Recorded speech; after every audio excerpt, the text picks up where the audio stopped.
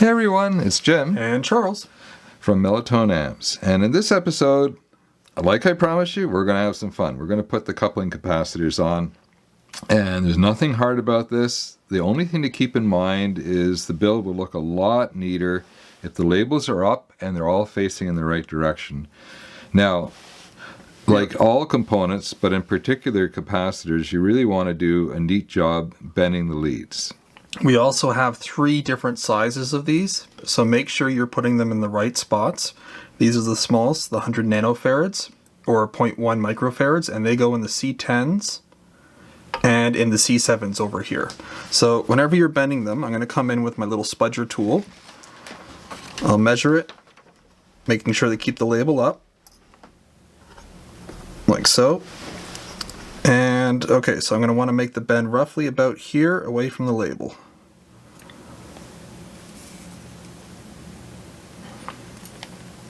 Let's see how that fits.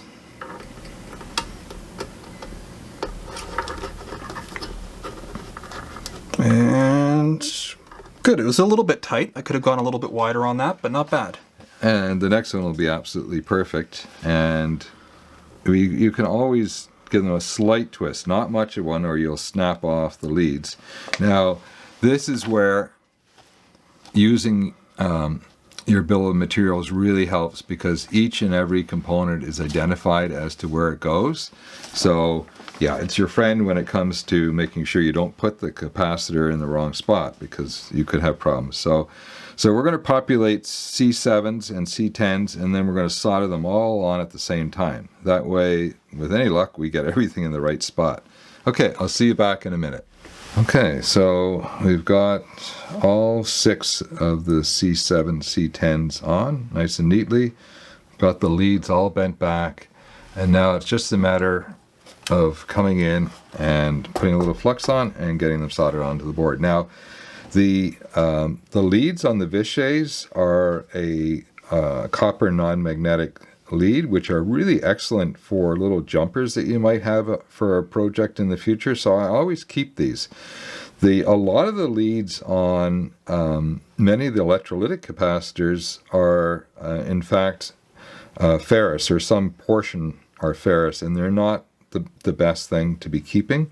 But whenever a magnet tells you that there is no magnetism, that's non-ferrous, and it's almost certainly an alloy of copper.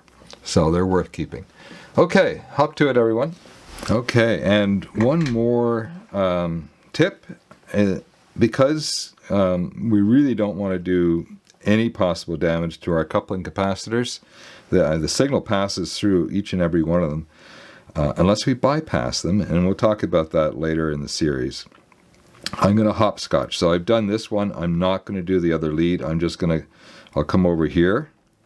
Didn't matter which one, so long as I hop and scotched. And I'll come over here.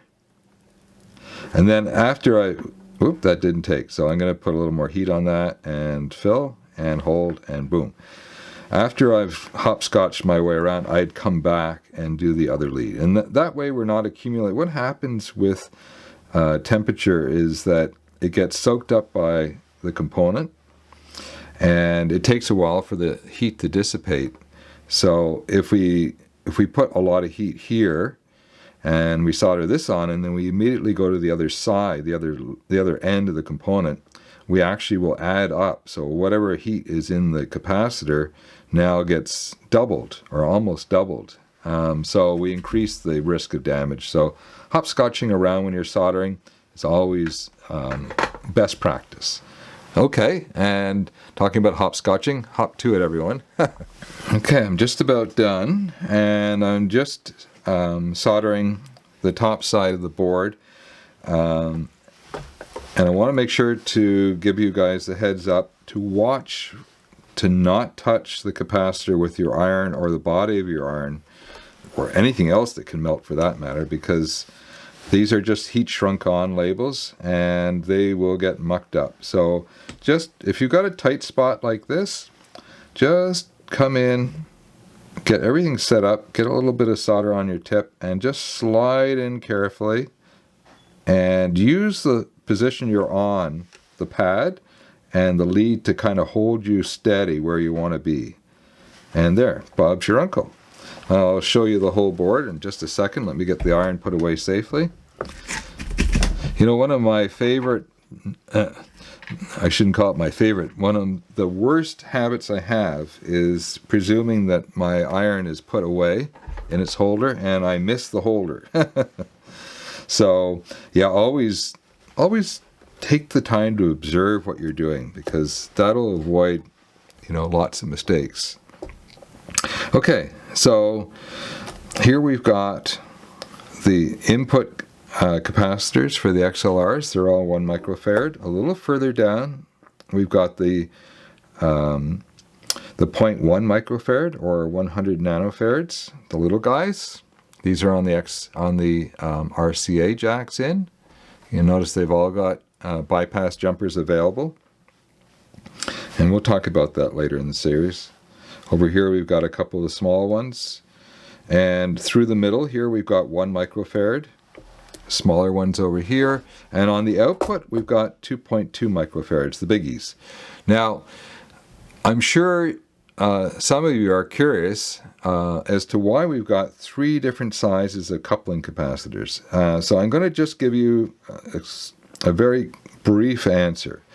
So the coupling capacitors, of course, do exactly that. They couple the signal in a region of the circuit that has high voltage on one side.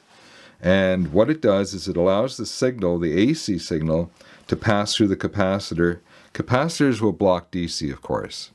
So, okay, I think everybody knew that. And of course, we've got a lot of circuitry, so we've got a lot of coupling capacitors.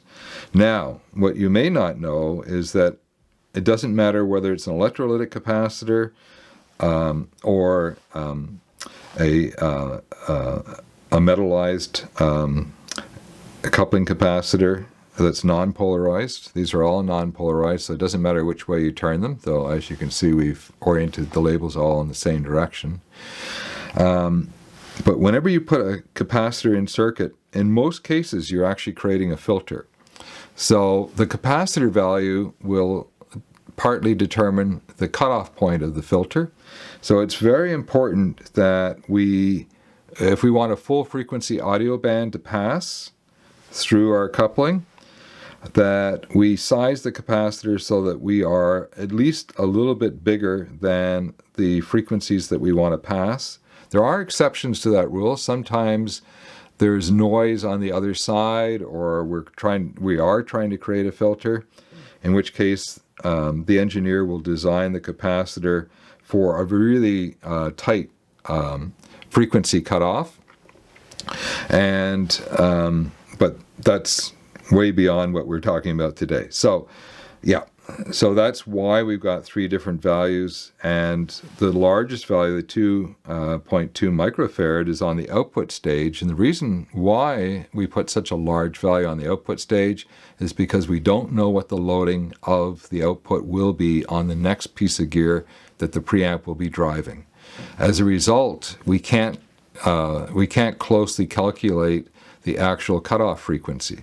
So we end up putting a way larger, twice the value on the output as we put on the input. Because on the input side, we know what the loading is on the next stage. So we can calculate that, and we can do that with all these other stages as well. So, yeah. Okay, well done, everyone. Hopefully you had fun, and on to the next episode.